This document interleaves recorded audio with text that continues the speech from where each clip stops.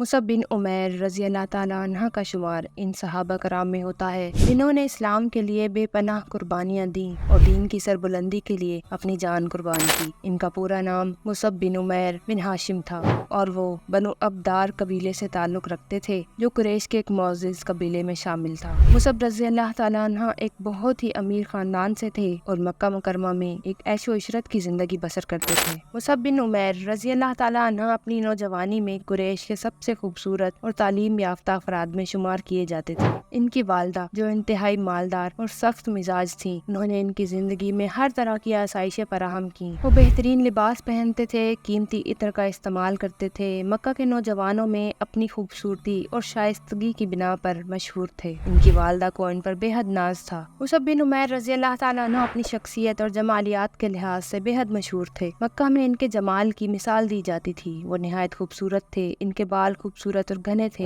وہ ہمیشہ خود کو عمدہ طریقے سے پیش کرتے تھے۔ مکہ کے نوجوانوں میں ان کی شخصیت اور وضاحت کی خاصی دھوم تھی۔ مصعب بن عمیر رضی اللہ تعالیٰ عنہ ہمیشہ قیمتی اور ریشمی کپڑا پہنا کرتے تھے۔ ان کی والدہ جو بے حد مالدار تھیں، انہیں بہترین لباس اور زیورات فراہم کرتی تھی تاکہ وہ ہمیشہ نمایاں نظر آئیں۔ ان کی یہ عادت تھی کہ وہ ہمیشہ جدید ترین اور خوبصورت لباس میں نظر آتے تھے۔ آپ کو خوشبو اور عمدہ عطر لگانے کا بے حد شوق تھا۔ مکہ میں وہ جہاں بھی گزرتے ان کے عطر کی خوشبو دور دور تک پھیل جاتی اور لوگ ان کو خوشبو سے پہچان لیتے۔ آپ کو اپنی نوجوانی میں دنیا کی تمام آسائشیں میسر تھیں۔ ان کے خاندان نے انہیں ہر طرح کی مالی آزادی اور آسائش فراہم کی تھی۔ وہ ہر وقت بہترین کھانا کھاتے، آرام دہ بستر پر سوتے اور مکہ کے بہترین مقامات پر وقت گزارا کرتے تھے۔ ان کی جوانی کا یہ دور ایک شاہانہ زندگی کی عکاس تھا۔ وہ نہ صرف اپنے خاندان کی دولت کی وجہ سے بلکہ اپنی ذاتی خوبیوں کی وجہ سے بھی مکہ کے نوجوانوں میں ایک اہم شخصیت کے طور پر جانے جاتے تھے۔ ان کی گفتگو کا انداز شائستہ اور سنجیدہ ہوتا تھا۔ لوگ ان کی باتوں کو غور سے سنتے تھے۔ ان کی شخصیت میں ایک خاص جاذبیت تھی جو لوگوں کو ان کی طرف کھینچتی تھی۔ آپ کو اپنے دوستوں کے ساتھ وقت گزارنا بہت پسند تھا۔ وہ اکثر اپنے دوستوں کے ساتھ مکہ کی محفلوں میں شریک ہوتے جہاں وہ مختلف موضوعات پر بات چیت کرتے، خوشگوار ماحول میں وقت گزارا کرتے۔ ان کے دوست ان کی موجودگی سے بہت لطف اندوز ہوتے تھے۔ وہ ہمیشہ محفل کی رونق بنے رہتے۔ مصعب بن عمیر رضی اللہ تعالیٰ عنہ کی یہ شاہانہ اور عیش و آرام کی زندگی اس وقت بدل گئی جب انہوں نے حضور نبی اکرم صلی اللہ علیہ وآلہ وسلم کی دعوت کو قبول کیا۔ ان کی ساری توجہ دنیاوی آسائشوں سے ہٹ کر دین کی خدمت اور سادگی کی طرف ہو گئی۔ یہ تبدیلی ان کی زندگی کا سب سے بڑا موڑ تھا۔ انہوں نے اسلام کے لیے اپنی تمام ترجیحات کو بدل دیا۔ مصعب بن عمیر رضی اللہ تعالیٰ عنہ ایک دن رات کے وقت دارالارقم میں نبی اکرم صلی اللہ علیہ وآلہ وسلم کی مجلس میں چلے گئے جہاں پیغمبر اسلام صلی اللہ علیہ وآلہ وسلم ابتدائی مسلمانوں کو اسلام کی تعلیمات سکھا رہے تھے۔ اور نبی کریم صلی اللہ علیہ وآلہ وسلم کی تعلیمات سن کر اتنے متاثر ہوئے کہ فوراً اسلام قبول کر لیا۔ اس کے بعد وہ اسلام کی خفیہ پیروکار بن گئے اور کسی کو بھی اپنے ایمان کے بارے میں خبر نہ ہونے دی۔ ایک دن کسی نے مصعب رضی اللہ تعالیٰ عنہ کی نماز پڑھتے ہوئے خبر ان کی والدہ کو دی جس سے وہ شدید ناراض ہو گئی۔ ان کی والدہ نے انہیں بلایا اور اسلام چھوڑنے کا حکم دیا، لیکن مصعب رضی اللہ تعالیٰ عنہ نے اپنے ایمان پر ثابت قدم رہنے کا فیصلہ کیا۔ والدہ کی ناراضگی کے باوجود انہوں نے اپنا ایمان ترک نہیں کیا، جس پر ان کی والدہ نے ان سے تمام مالی وسائل چھین لیے اور انہیں ایک مشکل زندگی گزارنے پر مجبور کر دیا۔ مصعب رضی اللہ تعالیٰ عنہ جو کبھی بہترین کپڑے پہنا کرتے تھے اور عیش و آرام کی زندگی گزارا کرتے تھے، اب ایک فقیری اور سادگی کی زندگی بسر کرنے لگے۔ ایک موقع پر حضور صلی اللہ علیہ وآلہ وسلم نے انہیں ایک سادہ کپڑے میں دیکھا اور فرمایا، مصعب جو کبھی مکہ کے نوجوانوں میں سب سے زیادہ عیش و عشرت کی زندگی گزارتا تھا، آج دیکھو وہ کس سادگی کی زندگی گزار رہا ہے، لیکن اس کے دل میں ایمان کا نور ہے۔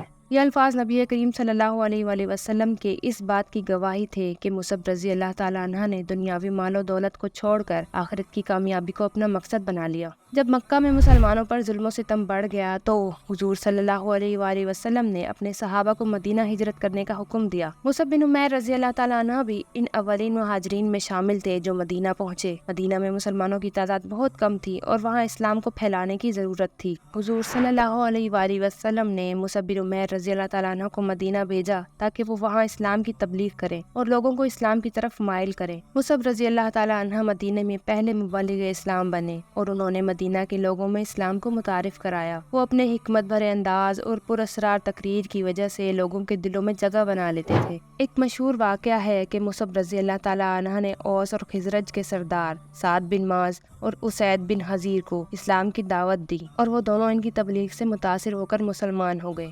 جنگ بدر جو اسلام کی پہلی بڑی جنگ تھی جس میں مسلمانوں نے اپنے ایمان کی خاطر دشمن کا مقابلہ کیا، مصعب بن عمیر رضی اللہ تعالیٰ عنہ نے اس جنگ میں بھرپور حصہ لیا اور اپنی بہادری کا ثبوت دیا۔ جنگ کے دوران انہوں نے اسلامی پرچم اٹھایا اور دشمن کے حملوں کا سامنا کیا۔ جنگ بدر کے دوران جب کفار نے مسلمانوں پر حملہ کیا تو مصعب بن عمیر رضی اللہ تعالیٰ عنہ نے اپنے جھنڈے کو مضبوطی سے تھامے رکھا اور مسلمانوں کو حوصلہ دیا۔ ان کی شجاعت اور دلیری نے دیگر مسلمانوں کو بھی جرأت مند بنایا۔ جنگ بدر مسلمانوں کی عظیم فتح کا دن تھا۔ اس میں مصعب بن عمیر رضی اللہ تعالیٰ عنہ کا کردار ناقابل فراموش تھا۔ مصعب بن عمیر رضی اللہ تعالیٰ عنہ کی زندگی کا آخری اور سب سے اہم واقعہ جنگ احد میں پیش آیا۔ یہ جنگ مسلمانوں اور کفار مکہ کے درمیان لڑی گئی تھی۔ ابتدائی طور پر مسلمان فتح یاب ہوئے لیکن بعد میں جنگ کا رخ بدل گیا۔ مصعب بن عمیر رضی اللہ تعالیٰ عنہ نے اس جنگ میں پیغمبر اسلام صلی اللہ علیہ وآلہ وسلم کے قریب رہ کر ان کی حفاظت کی۔ جنگ احد کے دوران جب دشمنوں نے پیغمبر اسلام صلی اللہ علیہ وآلہ وسلم پر حملہ کرنے کی کوشش کی تو مصعب بن عمیر رضی اللہ تعالیٰ عنہ نے اپنی جان کی پرواہ کیے بغیر دشمنوں کا مقابلہ کیا۔ ایک موقع پر دشمنوں نے انہیں گھیر لیا اور ان پر حملہ کیا۔